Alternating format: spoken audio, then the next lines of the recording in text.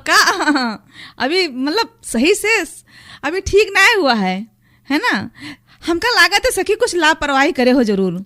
हाँ नहीं तो कल तक हाल तो चाल हमका पूछ लो ना कहा सखी। कब आप तो कि आपो के खांसी आवत नहीं, हम खांसी हमरे नहीं आवत है। आपके हम जो खांसे हो ना करे हो तो अब तो ये मेरे को हाल चाल पूछा था। आप तो पहले चिढ़ाए हो हमका। चिढ़ाए नहीं है, आपके लापरवाही आप है। कह रही हो आवाज आपके बढ़िया लापरवाही लागत है है। सखी। देखो हाँ, बात साफ है। हाँ। आप कह रही हो आवाज बढ़िया लागत है तो हम सोचे नहीं आवाज का ठीक आवाज हाँ अच्छा। आप कह नहीं रहे हो, पिछले हफ्ते हम कह रहे हो। अच्छा तो यही ठाने हो कि आवाज ना ठीक रिकॉर्डिंग भी होए। रहा था, वीडियो भी रहा था, आपका फिर से लाइक सुनावे पड़ी। अच्छा लागत है कि आप ठान लियो कि आवाज ठीक ना होए। हम ठान लिए हैं कि सकभर ये आवाज हम ऐसे न रहा पता है सखी, हाँ। हम भगवान से यही मनाते रहे कि हमारे सखी की आवाज ठीक हो जाए। अब और ऊपर से आवाज छोड़ो। अच्छा खुर करत हूँ। लेकिन हाँ पहले से कुछ फायदा है शायद, आप प्रार्थना करे हो सखी। हाँ। यही से दुआओं में असर होता हाँ, है। दुआ में असर है। और चिंता मत करो, मतलब जो अंदर से परेशानी रहे ना वो सब ठीक है। अब थोड़ा आवाज कबो कबो लागत है एकदम ठीक हुई गवा है। लेकिन ये खांसी का वाला लगा, बताओ।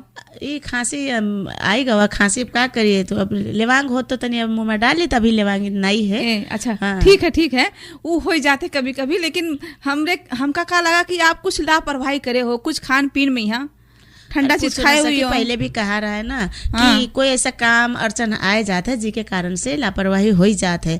अब सखी थोड़ा हम बाहर चले गए, कहत नहीं है कि जब पानी बदल गवा मौका पाए जाओ। हाँ। तो मौका पाए में अब जैसे सब मौका में चौका मार दियो। अरे गए खाए पी बनारस लियो। काशी गए रहन सखी। अच्छा हाँ, तो वहाँ डुबकी लगाए हुई हो जरूर। अति दूर चले गए हैं। हाँ। तो फिर अब कसके बिना नहाए आए जी आदमी तो कत्ता कत्ता साइत निकाल के हाँ, जात नहीं, है। सही बात है, पिछले सही बार बात है। देखे रहे हो और वही प्रयागराज ना कि कत्ते आदमी वही कचर गए रहे, कत्ता समस्या रहे, फिर भी भीड़ कम नहीं भवा रहा है। भीड़ कम नहीं भवा। हाँ। और आपके समस्या रहा है लेकिन फिर भी डुबकी लगावे खातिर चले गए हो। हाँ सखी चली गई रे, ठीक है। हाँ सखी, लेकिन अब हमारे लोग के नोक बंद कैलिन जाए। हाँ। चला जाए कार्यक्रम लेकिन के तरफ। सखी हाँ। अब लापरवाही ना करो। देखो आपके आपके तबीयत खराब होते तो हमारा दिल नहीं बस लगता अभी का? ये बस 2-4 दिन और जाड़ा है सकी ना, फिर जहाँ से शुरू हुई तन अच्छा, गर्मी। मतलब 2-4 दिन जाड़ा है तो और लापरवाही हुई चाहिए, कोई फर्क नहीं पड़ी है ना सखी। अब कहाँ तक मुंह बढ़ावा जाए ना, यही तो बात होता है। अच्छा। जब अगताए जाओ तो अब क्या करो, जो मन लगे वही खाए। देखो साथी यही है का अपना तो बतावा थी सबका कि ये सब खाओ, ये सब ऐसा खाए से हम लोगन के स्वास्थ्य में अच्छा रही है, गर्म चीज खावा जाए है ना। हाँ। और नहीं डुबकी लगाए के आई गई हैं।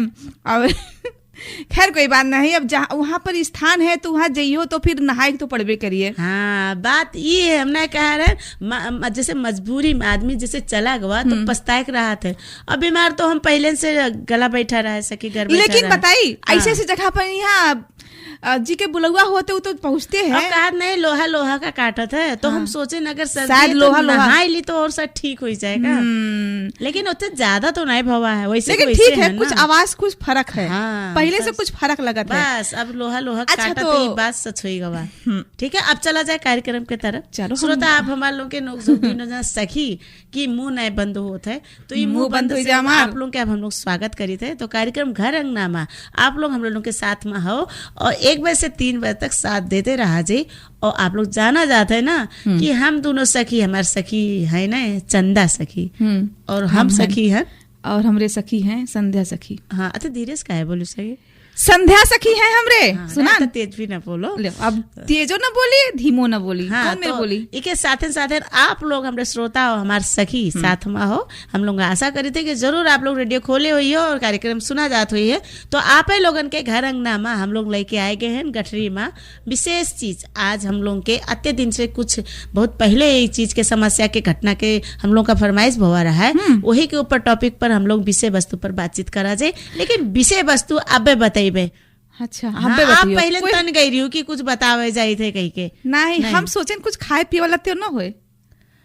हम आपका अभी आपो का अभी न बताए, अपने सखियों का हम नहीं बताए तो सोचो आप लोग का भी अभी नहीं बताए। ठीक है सखी हम सोचे थे बस अत्ता जान लो सखी ये विषय में कहा है हर कोई परेशान है, हर कोई सोचे में बाध्य हो गवा है।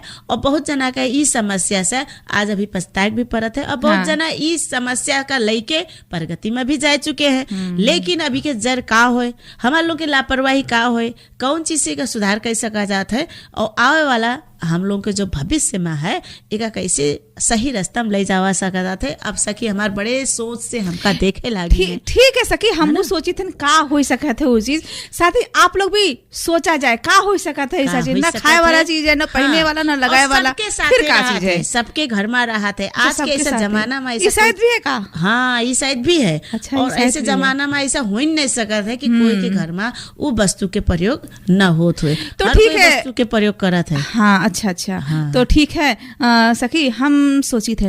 हाँ, तो आप सोचते रह जाए, लेकिन उससे पहले व्यापारी विश्राम की तरफ भी चला जाए। हाँ, तब तक मौका मिल जाए। तो आप लोग रेडियो किसान एफएम सुनते रहा जाए। हमारे लोग के घर अंगना में आप लोग भी बैठ जावा जा रेडियो खोल के और सुनते रहा जा हमारे दोनों सखी और सोचा जाए विषय वस्तु और सोचा जाए का हो सकते आज के टॉपिक। जैसे हमारे सखी सोच रही है सोची थे हम भी। हाँ, तो गीत संगीत के साथ हम लोग फिर आवा जाए, तब तक मूड भी फ्रेश हो जाए, है नी? हाँ, और हमरे सखी शायद दिमाग पहुंच जा, तब तक आप लोग का हमसे पहले बतावे कोशिश भी करिए। आप लोग सोचते रहा जा, हम लोग फिर आई थे। बिल्कुल सखी। हाँ सखी, तो सोचे तो श्रोता आप लोग सोचे हो ने। अब श्रोता कहाँ बता पहिए, सोच ले हैं खाली और बताइबे तो मुंह से। हाँ, तो आप बता दो आप का सोचो, जैसे सबके घर में है कह रहे है ने। अच्छा ये बताओ सखी, वो का यूज करा जाते?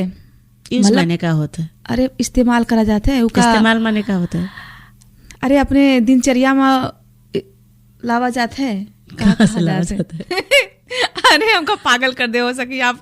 अरे मतलब हाँ, इस्तेमाल करा जाते, यूज करा जाते, वो का हम लोग प्रत्येक दिन प्रयोग भी करा जाता है। अच्छा, और सबके पास रहा थे? हाँ, सबके पास रहा थे। कहाँ रहा थे? सबके पास रहा थे। कंप्यूटर तो नहीं रहा था सबके पास, कभी कोई के रहा तो लैपटॉप तो रहा। अरे तो सबके पास कहाँ रहा थे? अब ऑफिस में रहा थे।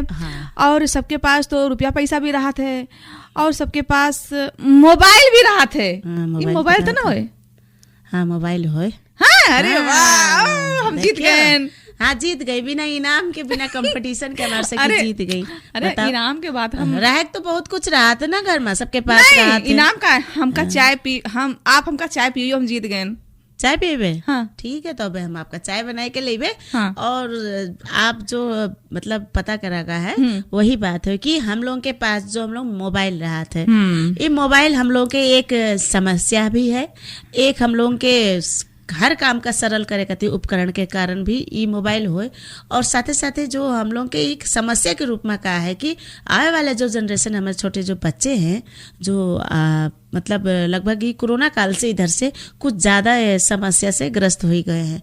तो ये मोबाइल के प्रयोग से अब सही है कि गलत है, लेकिन उके सही गलत के कारण का हम लोग अभिभावक हो कि घर परिवार में हो कि को कुछ ना कुछ कारण हो सकत है, जिसके कारण से आज हम लोग बातचीत करा मोबाइल के प्रयोग ऊपर, और मोबाइल से का फायदा है, का नुकसान है, का समस्या है, और आने वाले बच्चन के ऊपर असर का पड़ा है, और साथ ही साथ बच्चन का के आगे कतिर प्रगति के रास्ता भी का दिखाई से हर चीज में हम लोग के अच्छाई और बुराई दोनों चीज रहा है न सकी। हाँ, कहा नहीं है, फायदा रही तो बेफायदा भी जरूर बेफायदा भी रही है। तो ऐसे चीजें होते, कोई चीज का ज्यादा अगर हम लोग खाए ले जाते तो अपच हो जाते जैसे, तो ऐसे मोबाइल भी है, हद से ज्यादा अगर हम लोग प्रयोग करा जाता है तो उसके नुकसान भी है हम लोग। हाँ, जो कि मानसिक रूप से भी जो है हानिकारक भी रहते हैं, है ना? स्वास्थ्य पे भी असर पड़ता है। जैसे कि हम लोग के बच्चन के मेंटल के ऊपर बात करा जा सकी कि बच्चन के जो दिमाग है ना, अब बच्चन का तो सबसे पहले हम लोग कहा जाता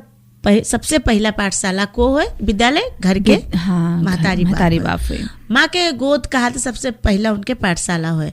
लेकिन अब आज के जमाना में महतारी लोग जॉब करा थे, काम करा थे, बाहरी संघ संस्था में काम करा थे, छोटे छोटे घर लोग के घर के छोटे छोटे संस्था भी काम करा थे, आंगनबाड़ी में भी काम करा थे, साथ ही कहा नहीं है बाल विकास ऐसा कुछ स्वास्थ्य सेविका भी रहा थी, कई चीजन में और बड़े बड़े पोस्टन में भी महतारी भी अब काम ज्यादा पहले से आज के जनरेशन में फर्क है।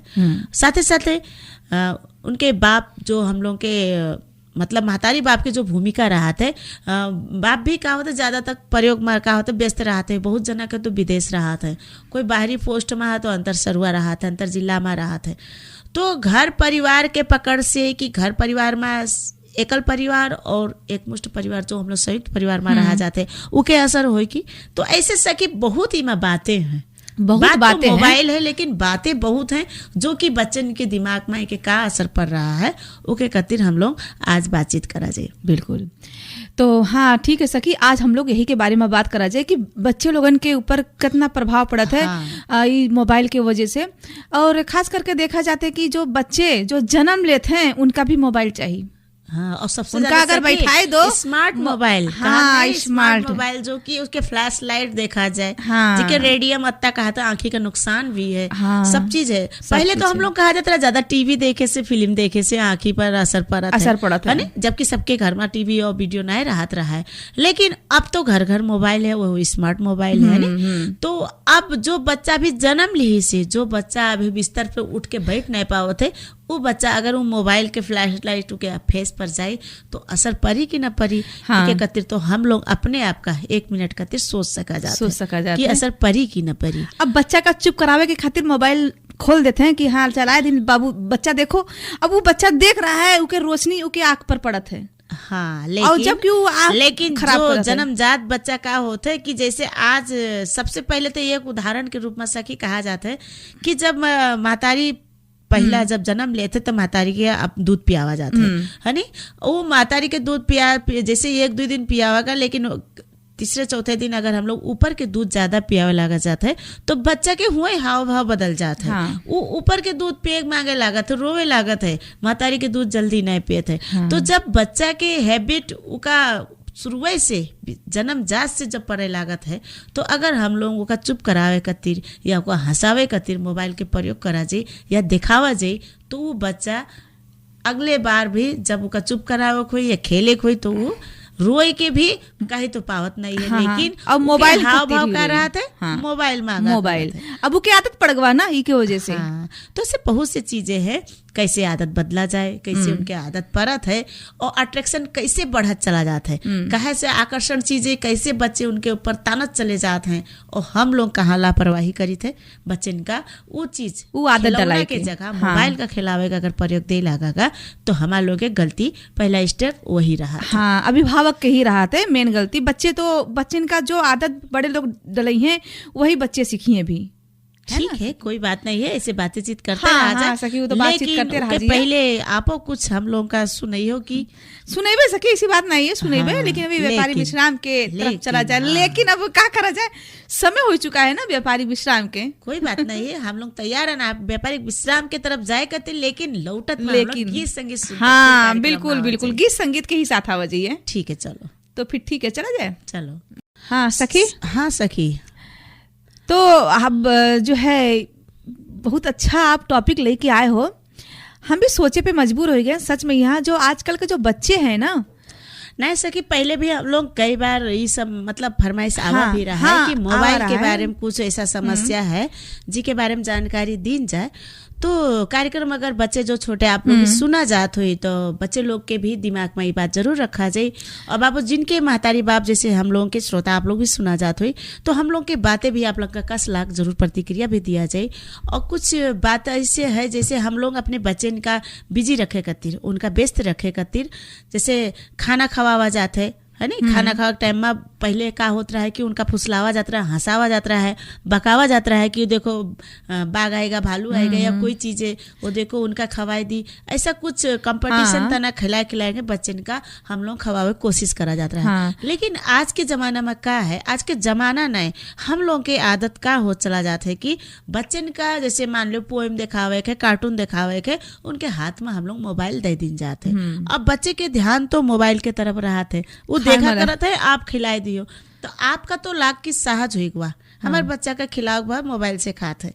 अगर मोबाइल न हो, जिनके पास मोबाइल नहीं है नहीं, जैसे मोबाइल पहले नहीं रहा है तो क्या बच्चे खाना नहीं खाते रहे, बच्चे खाना खाते रहे तब भी है नहीं। स्मार्ट के दुनिया है, जाना जाते कि हाँ स्मार्ट से मोबाइल या इंटरनेट से हम लोग का और बड़े बड़े जैसे विज्ञान के तरफ, साइंस के तरफ हम लोग बढ़त जावा जाते हैं। या फिर कई चीज़ें ऐसे हैं जो कि बच्चन का प्रैक्टिस के लिए मोबाइल स्मार्टफोन जरूरी है। लेकिन जो बच्चा का भी सही गलत नहीं पता है, जो बच्चा का अभी हम लोग मेहनत करके खवाई सका जाते, उनका हम लोग लोरी सुनाई सका जाते, हम लोग अपने गांव घर के कथा कहानी, जैसे हम लोग के जैसे पहले के बाबा दाई लोग का करत रहे, कथा सुनावत रहे और कथा सुनते सुनते बच्चे सो जाते रहे। बाबा लोग या दाई लोग का होते रहे, छोटे छोटे ज्ञान वर्धक वाला कथा सुनावत रहे, किस्सा जी का कहा जाता है हम लोग। तो जब सुना जाता रहा तो वो किस्सा अभी भी याद है। तो किस्सा सुने के बाद फिर मूल्यांकन भी करा जाता है कि हाँ देखो इनमें करिस रहा यही मारे के ही हालत भवा, या चोरी करे से पाप होते, या झूठ बोले से पाप होते, वो चीजें वो किस्सा से हम लोग का दर्शाता है। और एक संदेश भी मिलत रहा है कि सखी संदेश भी मिलत रहा है। लेकिन आजकल के माहौल में सखी में हुआ कि अगर बच्चे अगर रोवत हैं है ना, या फिर जिद करत है तो काहे क्योंकि आदत हो गवा ना। अब मोबाइल न ले है तो खाना न खाई है, मोबाइल दो, और कोई काम करी है करे खोई तो कहिए मोबाइल दो, हमका मोबाइल दो तो ठीक है हम ही काम कर दे। लेकिन सकी गंभीर रूप से जब बच्चा के मेंटल में दिमाग में वो चीज जब पूरा अटैक कर जाते हैं, जैसे कि मेंटली एक ठो वो होता डाइट कि उका अगर वही दवाई अगर बुखार आवा तो हम लोग का सिटामोल खवावा जाए तभी बुखार ठीक हुई, पैरासीटामोल खवा जाए ठीक हुई।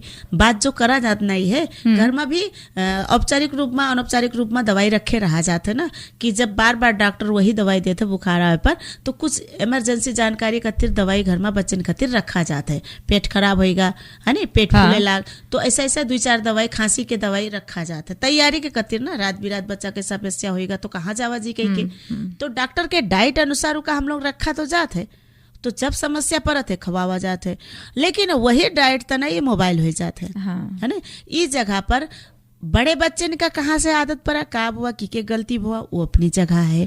लेकिन जो अभी जन्म लिए नहीं, जो बच्चा अभी छोटा है, जो बच्चा का अभी हाव भाव नहीं पता है, हम लोग के बोले से हंसत है, हम लोग को उनका खिलावा जात है, ऐसे चीजन में हमार लोगन के खिलावे के हाव भाव से बच्चा बोले धीरे धीरे धीरे हंसे का बोले का सीखत है। सबसे पहला एक ही कला सीख के आवत है बच्चा रोवे का। तो सखी बात तो करा जाए सकी है ना। अभी दी बच्चे के टाइम चेक के तरफ चला जाए, ठीक है सखी, तभी के बाद बातचीत करते रहा जाए। बिल्कुल। और ये बातन से गंभीर बात भी है, और ये गंभीर बात से हम लोग का निचोड़ में भी जाए कि हम लोग का एक एकत्रित सतर्क अपना सका जाता है। तो ठीक है चला जाए हम लोग टाइम चेक की तरफ। ठीक है सखी। हाँ सखी, गीत संगीत सुनाए के बीच बीच में हमारे लोग के जैसे दिमाग का तरोताजा कह दिन जाता है ना। तो यही बात पर तरोताजा हो जाते है ना। हो जाते, फ्रेश हो जाते हैं। अब एक ही बात बार बार जैसे दिमाग में रहा है ना, मतलब उके मारे आपके ना सोचो कि आपको कुछ हम मतलब चिढ़ाए का नहीं चिढ़ाए वाला ना, हम खुद सोच के बजाय दी थन का सुनाए दी थन। थोड़ा दिमाग थोड़ा दया कह देते हम दया कर दिए मतलब सुनाए सोच के। अरे तो हम नहीं सुनी थन, हम भी तो सुनी थन। हाँ तो ऐसे सखी जो हम लोग के मोबाइल के बात लावा का है, ऐसे बच्चन के दिमाग अस हो जाते है, उनके सोच इतना बदल जाते है कि उनका फ्रेश होए कतिर और अपने आप का मतलब कोई भी चीजें उनके आगे रख दो, सोना चांदी हीरा मोती कुछ भी रखो, कोई भी खाए वाला चीज रखो, लेकिन जहाँ मोबाइल जब पई है तब उनके लिए क्या होते कि फ्रेश हो जाते, फ्रेश खाना पीना से कोई मतलब नहीं रहा है। उनका मोबाइल मिल जाए बस। और गेम की वजह से ये जब से कोरोना की समस्या आवा सकी, कोरोना के बाद क्या हुआ रहा है कि प्राय विद्यालय स्कूलन में भी का हुआ ऑनलाइन क्लास चला दी। ऑनलाइन क्लास चलाए के बाद का हुआ बहुत बच्चन के आंखें में असर पड़ा है ने, चश्मा लगावे पड़ा। उम्र अनुसार चश्मा जब पावर के चढ़ जाते है तो वो भी एक समस्या के क्षेत्र पहले से खंभा बन जाता है। उसके बाद ऑनलाइन के आंखी के ऊपर असर तो पड़बे करा। जब वो एक्स्ट्रा टाइम भये तो मोबाइल तो गार्जियन उनका दे दियागा। अब उसके बाद वो गेम के तरफ आकर्षण भये, जो हम लोगों के कई प्रकार के पबजी या का गेम के नाम फ्री फायर है। ये सब चीजन से का जो फिंगर रहा थे, फिंगर के जो हम लोगों के रेखा रहा थे है नी, ये फिंगर के रेखा पर असर पड़ रहा है। अभी फिंगर के रेखा के वजह से फिंगर से ही ज्यादा सपोर्ट फिंगर से ही रहा है। अब गेम चला रहे हैं, बैठे हैं और वहाँ ऑनलाइन एक दूसरे से बात भी करत है नी। गेम से काब हुआ है, ऐसे कांड भी भये हैं कि गेम द्वारा घर में बच्चे चोरी करे के भी बाध्य हो गए हैं। कई जगह की कहानी पता भी चला है। और पता भी चला है, ऐसा कांड भी सुनने को मिला है कि जैसे अगर वो चीज नहीं खेले, माँ बाप अगर रोक लगाइन तो बच्चे लोगन आत्महत्या भी कर लेते हैं। घर में मातारी बाप के ऊपर भी प्रहार भवा है। कई कांडे ऐसे न्यूज आवत जाते हैं। बच्चे का हुए कि अत्ता आदि होएगी, अत्ता उन दिमाग में हैंग होएगा कि वो सपना में भी वो मोबाइल गेम चला रहे हैं। हाँ। ऐसे चीजें घटना देखा दिन प्रतिदिन देखा जाते हैं। माइंड में का होते वो सपना में भी वही चीज बात करत हैं। फ्री फायर में एक दूसरे से का होते, जैसे हम लोग जुआ ताश के बात करा जाता है, ऐसे फ्री फायर में भी का होते वहाँ पैसा के गेम लगावत है, पैसा के गेम लगावत है और जो भी पैसा रहा थे सब उमा लगाए देते। अब वो पैसा बच्चे जो पढ़ाई के तरफ अट्रैक्शन भय रहे, अब वो पैसा कहाँ से लावे, तो मातारी बाप कहाँ पैसा रखत है का है वहाँ से चोरी करे भी बाध्य हो जाते हैं। कई घटना ऐसे मतलब प्रतिदिन अभी सुनाई भी पड़त है, अभी भी सुनाई पड़त है। और पता है सखी, यही गेम की वजह से कत्ते बच्चे जो है आत्महत्या भी कर लीन। ई मारे कि माँ बाप अगर कहते खाना खाओ तो खाना न खाई है, वही गेम उनके दिमाग में चढ़ा रहा था। तो लेकिन सखी अब इके उपाय की तरफ जावा जाए तो बात का है कि जैसे हम लोग का पहले तो मेहनत करे पड़ा। अब भावक लोग जैसे का होते कि चाहे बूढ़े हो, चाहे बुजुर्ग हो, चाहे छोटे हो, चाहे बड़े हो, हर कोई के हाथ में स्मार्ट मोबाइल है नी। मोबाइल के प्रयोग करा जाते हैं। मोबाइल टू मोबाइल हम लोग बच्चन के खाना खवावत, उठत बैठावत, उनका डांस, टिकटॉक, कई चीजन के तरफ आकर्षण हो चले जा रहे हैं। वीडियो, हाँ, एक तरफ उनके कला भी दिखाते हैं, दूसरी तरफ उके आदि हो जाते हैं कि हाँ हमका ये बनावे के तो बनावे के हाँ। वो चीज में अगर आदि और कला के अट्रैक्शन से ज्यादा हमका पढ़ाई भी करे है या हमका पढ़ाई के तरफ जाए है। आजकल के बच्चे कोई भी होमवर्क करते कुछ करते तो उनका मोबाइल चाहिए, गूगल चाहिए। अब दिन से पूरा सवेरे से लेके संध्या तक स्कूल में भी पढ़त भी है, उसके बाद होमवर्क भी करत है, कोई ट्यूशन करा है, कोई कोचिंग भी करा है, ऊपर से भी मोबाइल चाहिए उनका होमवर्क करे खातिर। तो पहले तो हम लोगों का अभिभावक का बात के जड़ समझे के चाहिए, टीचर से, मास्टरन से हम लोगों का बातचीत करे पड़ा कि इनका कहाँ सहज है, कहाँ असहज है, क्या कारण है जो कि मोबाइल के प्रयोग कर रहे हैं। और मोबाइल के प्रयोग तो करत हैं, लेकिन अब ये भी ध्यान देख पड़ते है कि ई मोबाइल के प्रयोग दुरुपयोग तरीके से तो नहीं करत हैं। लेकिन सकी बात इमा खाली एक चीज आप सोचा जाए कि जब वो सुबेरे से 6 घंटा 8 घंटा स्कूल में पढ़त है तो क्या पढ़त है, एक बात हो। दूसरी बात है कि जब उनका कोचिंग ट्यूशन पढ़ा रहे हो तो कोचिंग ट्यूशन में तो पढ़ाई बराबर नहीं होता ना, प्रैक्टिस होता है, वहाँ सिखावा जाते, समस्या का समाधान बतावा जाते है, फिर वहाँ से भी होमवर्क मिलता है कि का पढ़ के आयो, याद करके आयो या लिख के आयो। तो फिर जो चीज स्कूल में समझ में ना आवा वो ट्यूशन कोचिंग में आवा, फिर ट्यूशन कोचिंग के दोनों तरफ से आखिर वही बुक वही किताबें से तो होमवर्क रहा थे, बाहर से जनरल तो नहीं रहा थे कि बाहर से क्वेश्चन दिए हुए।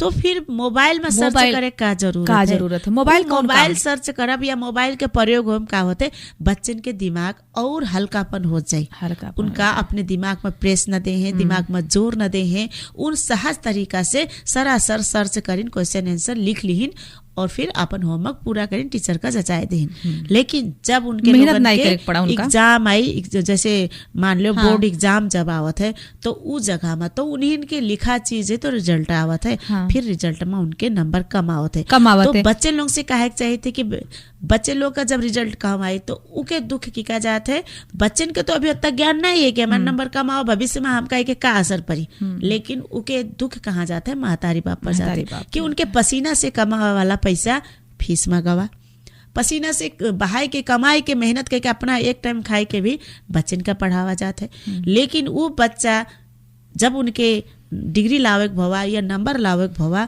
या फिर वही मार्कशीट के मूल्यांकन तो ऊपर तक जाता है नी, वो चीज के ज्ञान बच्चा कम नंबर लावा तो बच्चा के भविष्य में थोड़े थोड़े धीरे धीरे अंधकार तरफ जाए और बाप मातारी के भी मेहनत पानी में मिल जाता है। हाँ, तो बस यही बात है कि ये बात से संदेश एक ये मिलत है कि जहाँ जैसे हम लोग जो पढ़ लिख के जैसे जो बच्चे पढ़ लिख के जो एग्जाम देते हैं तो वो ज्यादा अच्छा रहते हैं, काहे कि मोबाइल एग्जाम के समय पे तो ले ना जावा जाइए। कहे कि जैसे वो ठीक है मोबाइल से सर्च करके क्वेश्चन आंसर लिख लिया जाइए, लेकिन एग्जाम के समय पे क्या करा जाइए, तो ये बात सोचे पड़त है कि एग्जाम में जो याद करा जाइए वही चीज काम दे, जो कि अंदर के क्षमता रहे, जो दिमाग में आप कैच करके ले जावा जी, जो याद करके रट्टा करके जावा जी, वही चीज दिमाग से एग्जाम में लिख सका जाता है। परीक्षाओं के नाम ही परीक्षा है, कोई भी चीज के परीक्षा। तो सखी एक बात कहे चाहते महतारी बाप के भी वो परीक्षा हो, जब बच्चे का आप कोख में लावा जाता है फिर उसके भविष्य बनावा जाता है। भविष्य तो बहुत से बाप मातारी हद से ज्यादा गरीब हुई है, फिर भी उनके बच्चन के प्रति सपना रहा थे, सपना हम अपने रहा बच्चे थे। के तिरी करबे, बच्चन के तिरी करबे, हम अपने बच्चन के एक से एक पढ़ाओ कोशिश करबे, कैसे भी मेहनत करके हम अपने बच्चन का पढ़ेबे, डॉक्टर बनेबे या इंजीनियर बनेबे या फिर मास्टर बनेबे या कोई भी चीज उनका लेवल में ले जेबे। जैसे हम दुख करे ना वैसे बच्चन का ना करे देबे कह के उनके हर मातारी बाप के सपना होते। श्रोता आप लोग भी सपना सुना होता जात हुए, जरूर ये बात सही कि नहीं है आप लोग जरूर बतावा। हाँ, लेकिन सखी एक बात यह है कि जैसे अभिभावक का भी थोड़ा ध्यान देख जाए। ये तो सोचा जाता है सपना, हर अभिभावक अपने जो है सपना आस रखा था बच्चे लोगन से, है ना।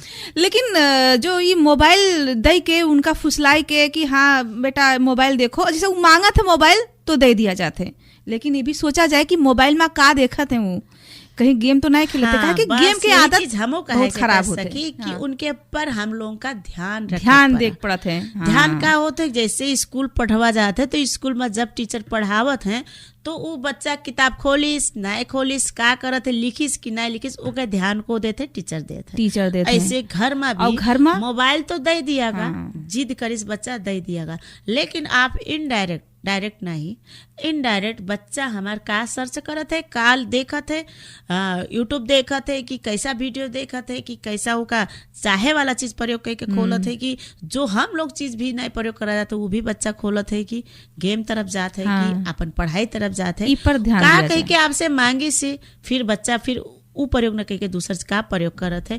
आप ये चीज इनडायरेक्ट जरूर ध्यान दिया जाए। हाँ। नहीं कि मोबाइल दे दियागा तो बच्चा तो चुप है एक जगह बैठा पर मोबाइल प्रयोग करा, लेकिन आप लोग आजाद हो जाओ कि हाँ हम बच्चे के घर में मोबाइल दे तब तक खेली कूदी, हम बाजार जाइए ये काम कहिए वो काम कहिए, तो काम तो अपन करेगा, अपन भविष्य तो जो मेहनत पसीना लगावा जाते बच्चे के ऊपर वो बच्चा फिर आपका धोखा मिल सकता है।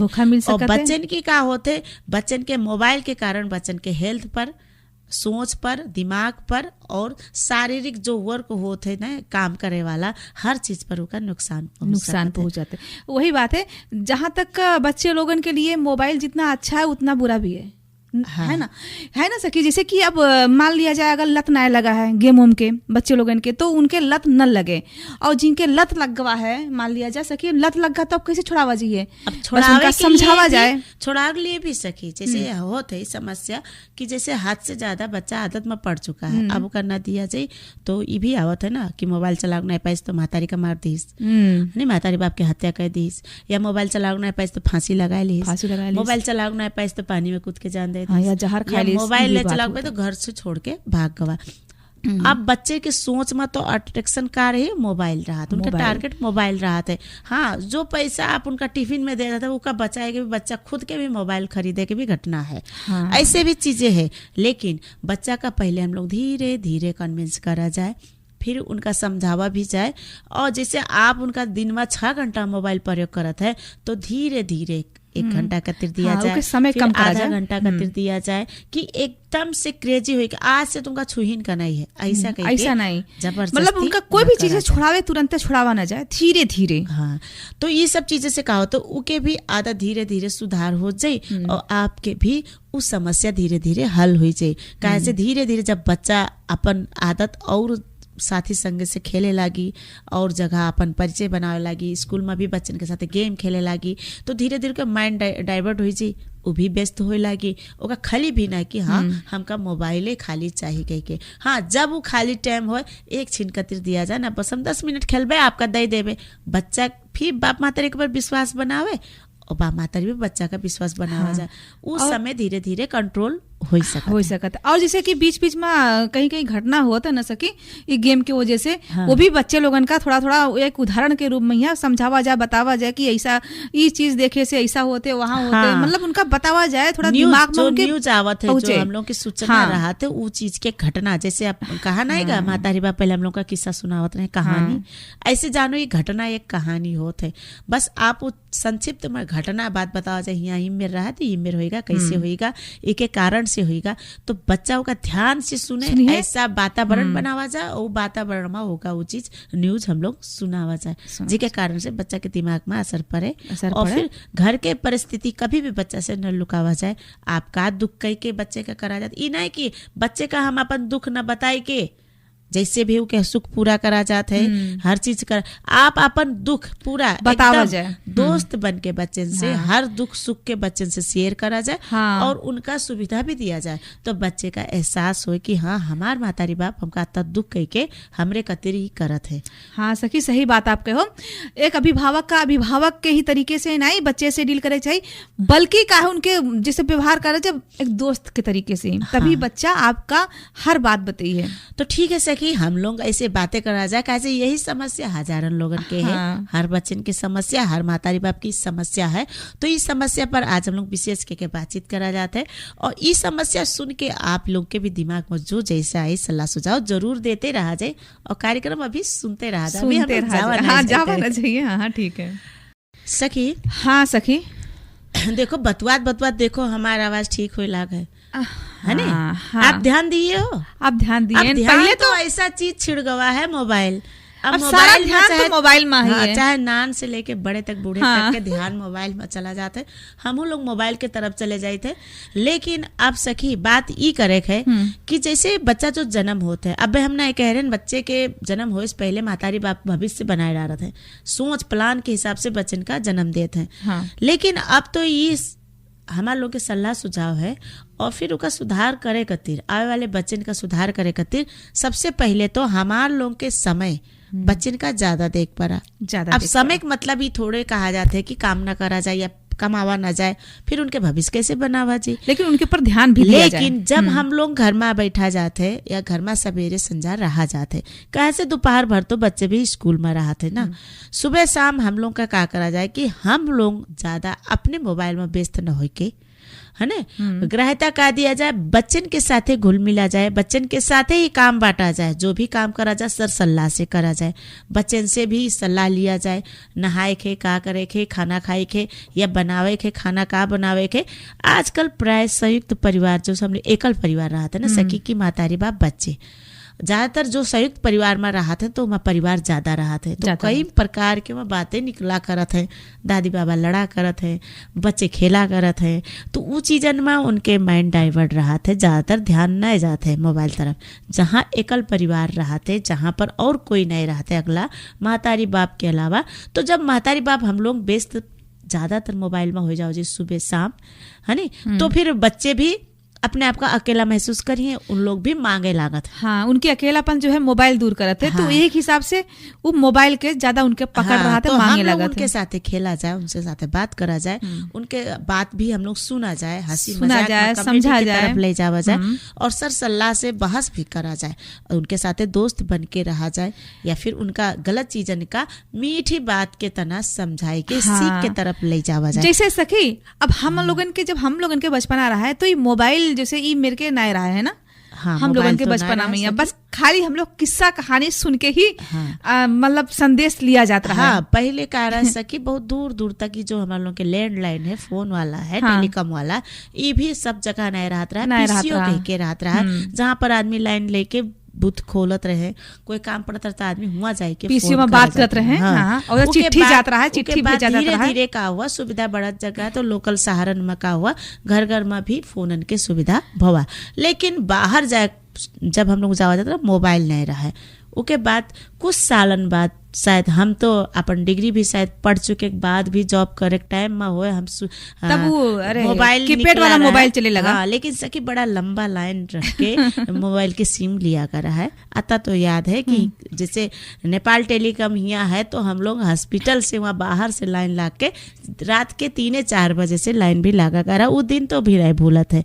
तो जब हम लोग अत्ते क्रेजी रहे सिम लेकर, लेकिन फिर भी सिम ले के बाद उसका कहाँ प्रयोग करेगा, कैसे प्रयोग करेगा, कौन जगह प्रयोग करेगा, उस चीजन के सर सलाह तो बाप माता तो है ना। लड़ा दिन भर मोबाइल में लागो, मोबाइल में का करो थो, या फिर वो टच वाला मोबाइल रहा ना, ब्लैक एंड व्हाइट नोकिया वाला, वो चीजें ज्यादा पहले कीपैड वाला। हाँ, लेकिन आजकल तो स्मार्टफोन है ना, अब स्मार्टफोन है, सोशल मीडिया हो चुके हैं, AI से बनाए लिन जाते हैं, कहाँ कैसे होते, बैठे बैठे फोटो बन जाते, वीडियो बन जाते है।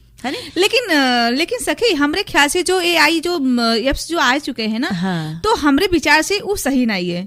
कहे कि ये तो एक समझो एक हिसाब से मनोरंजन तरीके से भी होगा, सखी, लेकिन ये हमरे ख्याल से गलत है। कहे कि ऑटोमेटिक कोई के यहाँ भी ज्वाइन करके बना देना, ये तो गलत हुआ ना। हाँ, तो ऐसे से कि सही गलत के चीजें में काम होते कि तो बहस चला जाता है, लेकिन जो अपने परिवार में असर हो रहा है, जो अपने बच्चन के ऊपर असर हो रहा है, वो चीज तो हम लोग सुधार कर सका जाता है। बच्चे का जन्म जात से हम लोग अगर उनका लोरी अपने मुंह से सुनावा जाए, कहानी अपने मुंह से सुनावा जाए, बकाए के खिलाए के अगर खाना खिलावा जाए, तो वो बच्चा के आदत न पड़ी, तो हिया सुधार हम लोग कह सका जाते हैं। और जो बच्चे बड़े हो गए, जो व्यस्त हो गए विद्यालय में, स्कूल जाए लागे, उनका सुबह शाम जब हम लोग उनके साथ रहा जाए, बातचीत करा जाए, तो मोबाइल कम, हाँ मनोरंजन के खातिर आप आधा घंटा 1 घंटा उनका मोबाइल दे सका हाँ, जैसे आधा घंटा 1 घंटा। हाँ, का बच्चे का जैसे जो जरूरी होते, जैसे कि कार्टून हुआ, आज छुट्टी, आज तो हमका खेले खे दिन भर, आज हम खेले जेबे या गेम खेलबे, आज हम साथी अपने गांव के साथी के साथ यहाँ ये खेलबे,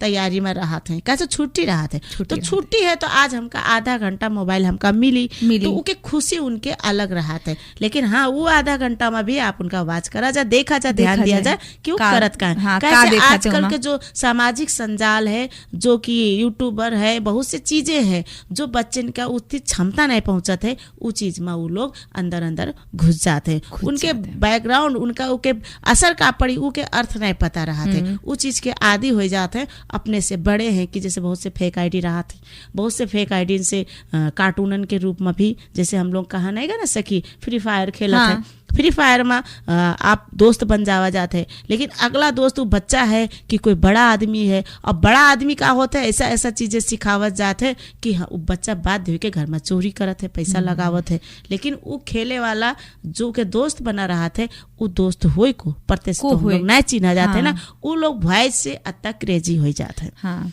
बस अत्ते हम लोगों का जानकारी अनुसार कुछ न कुछ मेहनत सबसे पहले बापे महतारी का देख है। हाँ। और बापे महतारी का अपने काम का जब तक कमावा जाते, मेहनत करा जाते बच्चन करते, तो कमाए के साथे साथे बच्चन के साथे भी हम लोगों का उतने ड्यूटी देख पड़ा। हाँ, लेकिन सखी एक बात और कहना चाहते हैं, जिसे जो अभिभावक लोग हैं, जो अभिभावक अपने बच्चे लोगन का स्कूल के जो बच्चे पढ़त हैं, हाँ, उनका मोबाइल दे के प्रोत्साहन बढ़ावत है, हिम्मत बढ़ावत है कि बच्चे कहते मम्मी या पापा हमका मोबाइल चाहिए, तो खरीद के दे देते हैं। हम अब तो कह रहे हैं सकी कि हाँ, बच्चे भी अपने टिफिन पैसा बचाए के मोबाइल खरीदे का सोच बना लेते हैं, यहाँ तक माँ बाप ही दे देते हैं उनके खातिर कत्ती बड़ी मतलब दौलत हो। हाँ, दौलत हो उनका अपन पेट जो हम लोग न दिया जाए तो कहीं हमरे भूख लग रहा, हमरे पास टिफिन नहीं रहा, पैसा नहीं, का खाई ली समस्या देखे, लेकिन दिए के बाद वो पैसा बचाए के भी मोबाइल खरीद लेते हैं। और यहाँ तक का सखी जैसे माँ बाप ही खरीद देते हैं अगर, तो ये बहुत बड़ी गलती करत है। हाँ, तो बस अपने बच्चे का बिगाड़े वाला रास्ता खुद देखा हुआ जाता है। हम लोगों का बच्चन का कब देखे कब नहीं देखे, हाँ,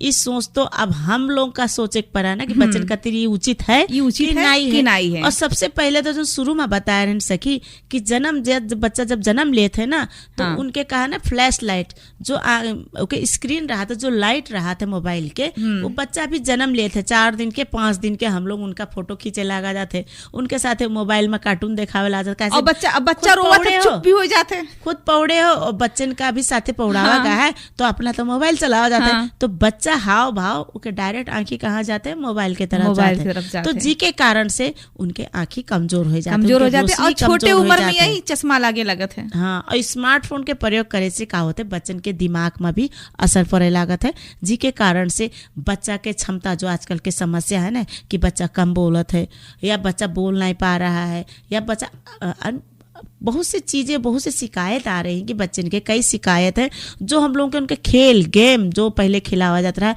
बच्चा गेम कहाँ खेलत है, मोबाइल में खेलत है, बच्चा कहाँ बोलत है, मोबाइल में जाके बोलत है, बाहर प्रैक्टिस उके नहीं रह जाते, तो उके वजह से बच्चा उके शिकार हो जाते है, जी के कारण से हम लोगों का बहुत मतलब बड़ी से बड़ी पछतावा बाद में झेले पड़ा, तो पछतावा करे से पहले अभी हम लोग सतर्क हो जावा जाए और बच्चन पर ध्यान दिया जाए। हाँ, तो सखी, हाँ, ये तो रहा है मोबाइल के बारे में बातचीत होता रहा है ना, तो अभी छोटा सा व्यापारी विश्राम के तरफ चला जाए, फिर के बाद आवा जाए, अब प्रोग्राम के भी समय समाप्त होने लगा है, छोटा समय बचा है, छोटा के समय में व्यापारी विश्राम के बाद फिर आवा जाता है, फिर आप लोग से विदाई ले समय भी आवे वाला है। हाँ, हाँ तो सखी, हाँ, अब हम लोग सखी। के अंतिम समय तक आएगा है, अभी तक एक समय भी आएगा है। तो आज हम लोग बतावागा विषय वस्तु रहा है मोबाइल के असर से बच्चन पर का असर पड़ा था मोबाइल के प्रयोग से। तो बहुत से डेंजर चीज एक और है सखी कि बच्चन का मोबाइल के प्रयोग से ट्यूमर के खतरा भी रहा है। काहे से इस सर्च में पता चला है, ये चीजें आप भी ज्ञान कह सका जाता है, पता भी लगा सका जाता है। तो हम लोग अपने बच्चन का बहुत से रोगन से और बहुत से नुकसानी से बचावे खातिर हम लोग का मेहनत करे पड़ा। तो आप हम सबको मिल के लागा जाए और बच्चन के 81 तुरंत तानाशाही से मोबाइल न छोड़ा जाए। लेकिन जो बच्चे सुना जाते हैं, बच्चे आपके लिए भी सलाह है कि आप लोग गलत रास्ते पर जावा जाते हैं, बच्चे मोबाइल के प्रयोग से आपका भविष्य में पछतावा हो सकता है। तो मातारी बाप हम सखी सब लोग मिलके पहले धीरे धीरे समय अनुसार स्टेप बाय स्टेप कहा रह जाता है। जैसे एक एक सीढ़ी चढ़ के हम लोग ऊपर जावा जाते हैं, ऐसे एक एक सीढ़ी कम करके हम लोग नीचे तक आवा जाए। लेकिन की विषय में, मोबाइल के विषय में और जैसे कि जोन बच्चे लोगों का लत लग गया है तो का धीरे धीरे वो आदत का छुड़ावा जाए, धीरे धीरे करके, 81 नहीं, धीरे धीरे करके छूट जी आदत। तो ठीक है, ये विषय वस्तु आपका कस लाग अपन प्रतिक्रिया हमारे लोगों के जो पेज है कृष्णसार FM के का कौन कृष्णसार FM से कल भी आ सकते, परसों भी आ सकते। उसके बाद हमारे लोग के व्यक्तिगत ID भी रहा थे, जो कि हमारे सखी के चंदा सखी या हमार संध्या कह के रहा थे। तो ये दोनों चीजें हम लोग शेयर भी करा जाते, बहुत जना का टैग भी करा जाते, और साथे साथे हमारे लोग के छोटा छोटा वीडियो टिकटॉक में भी डाला जाता है ना। और हमार जो सखी, लेकिन सखी टिकटॉक के भी ID बता दिया जाए तो ज्यादा अच्छा रही है, साथ ही VIG है। अब आप बताए दो, कहे हमारे टिकटॉक के गुरु तो आप हो, तो आप तो ठीक है। साथ ही टिकटॉक के हम लोग अपने टिकटॉक में डाला जाते हैं, RJ चंदा सिंह है जिमा हम दोनों सखी के DP भी लगा है। तो उमा आप लोग आवा जाए है ना, और अपने सलाह सुझाव भी दिया जाए। जो संक्षिप्त में छोटा छोटा होते टिकटॉक छोटा छोटा भी भाग 1 2 कह के इसे हम लोग डाला भी जाते हैं।